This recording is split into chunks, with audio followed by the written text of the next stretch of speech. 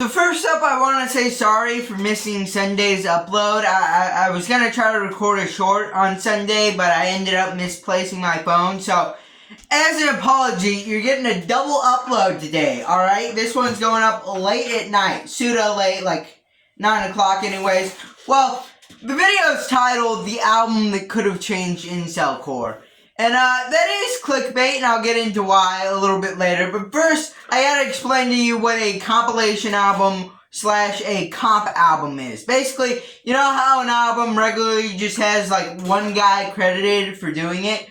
Well, a compilation album is one with the various artists tag stuck to it. Basically, multiple artists all come together to put their song on an album. Now, how this relates to incelcore is through the MK Ultra support group albums. There were about 4 of these, and you couldn't tell it now, because the reasons we're going to get into in about 10 seconds. But they were compilation albums with a lot of people on them. And a lot of notable people as well, like Fried by Fluoride, Crushed Socks, Jezebel, Glorably. It was a pretty notable thing that used to go on in the incelcore scene. But unfortunately, Negative XP deleted everyone else's contributions to the project and only left his song. So, needless to say, people started hating him after that, and even more after he released Gamer 3 and struck down Up to the Wolves. By the way, I have a video on Gamer 3, little shameless self-promotion.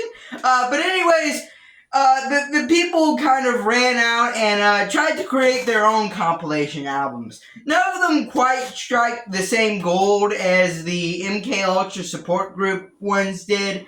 There was, of course, the Manson family murder tapes that was pseudo-successful, at least successful enough to get a sequel, but not a threequel or whatever you call a fourth thing.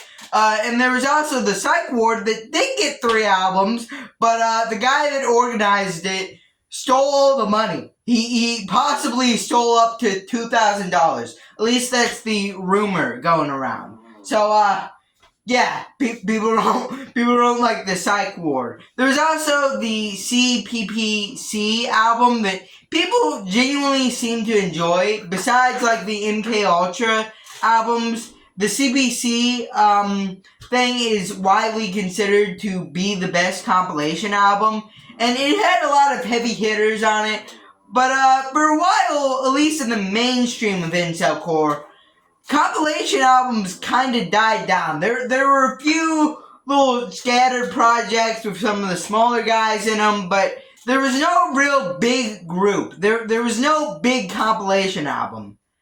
That was until 2024 and Farmyard was announced. This was going to be the big 4, or I guess 5, because for some reason there was a 5th guy thrown in. But basically, what was considered at the time to be the big 4 of incelcore, all coming together to make an album. They were all going to have 2 songs on this album. It was kind of going to be short, just 8 tracks, but it was still going to be massive. And these 4 people were Fried by Fluoride, Heartbreaker, Crushed Socks, and Neat. Alright? With these 4 coming together, they expected magic to happen, alright? They expected this would be the album to fully revive incelcore. At this point, Love I Lost had already came out. The streams were already starting to go on an upward trajectory. But they thought that Farmyard was going to be the thing to really kick off the revolution. Unfortunately, well, there's a bit of backstory with this. They went on the ESL podcast for an interview to promote this album, where a lot of awkward moments happened, mainly the most notable, Fried by Fluoride's poor attempt to address the allegations. People literally had to step in and address them for him. Like, it was so clear to me that he was clearly, like, drunk, high, or like genuinely on something. I think he may have been smoking fentanyl right before they hit the record button. But anyways, it was only those 4 on the podcast, but a 5th guy had been added, notably Edgemaster 42. Now, everyone says that they like Edgemaster 42's music. I'm included. But kind of the concept of Farmyard was that it was the big four. It was the top guys, with Edgemaster that definitely was pretty popular in the scene. Kind of threw that whole thing off balance, because yes, he was popular, but he wasn't the most popular. He wasn't the tippity top. So why was he here? But anyways, after this, Fried by Fluoride just blew up the whole thing. Alright, he put TNT on it and blew up the bridge. Basically, he said, I don't want to do any more charity work for you guys, and left the project. Now, there were questions about the other four guys maybe picking it up and putting the pieces together, but they all said it was Fried by Fluoride's ideal to begin with, so they didn't really feel like it. Neat and Crust Socks afterwards released their 2 songs that they were going to have on the project, which I believe one of those by Crusher Socks was actually going to be Yeller. Yeller was going to be on this project, and Yeller now sits as Crust Socks' second most streamed song of all time. So it was extremely possible that this could have actually been a really big album that really did blow up the scene, but we'll never know. There are a few lost tracks, like Heartbreaker went on an interview saying that he had a song called Big Four, which was basically going to be shouting out everyone on the album, but you know, that doesn't really work now, knowing the context that there is no album. Fried by Fluoride released one of his songs, I Bet the Farm, on it, which is a pretty good song. All of the songs we released off of this were pretty good, but yeah, he released that and said he wasn't going to release the other one. Heartbreaker also said he wouldn't release Pain 6, and then ended up releasing Pain 6, which was going to be his other song on the album. Edgemaster 42 said that one was just going to be a re-release of a song he already released, and the other one wasn't that good anyway, so he just tossed it in the trash.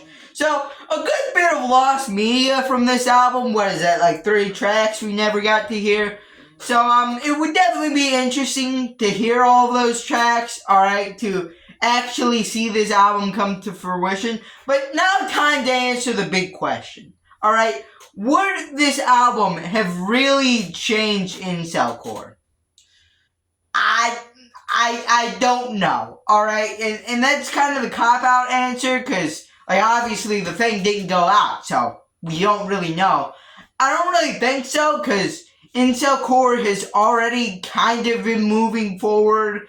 It's been slow, admittedly, but I really think we're in the midst of a revolution, alright? I really feel like the community's building back up, and it's getting stronger and better, and through the late 2020s can be a really dominant music force.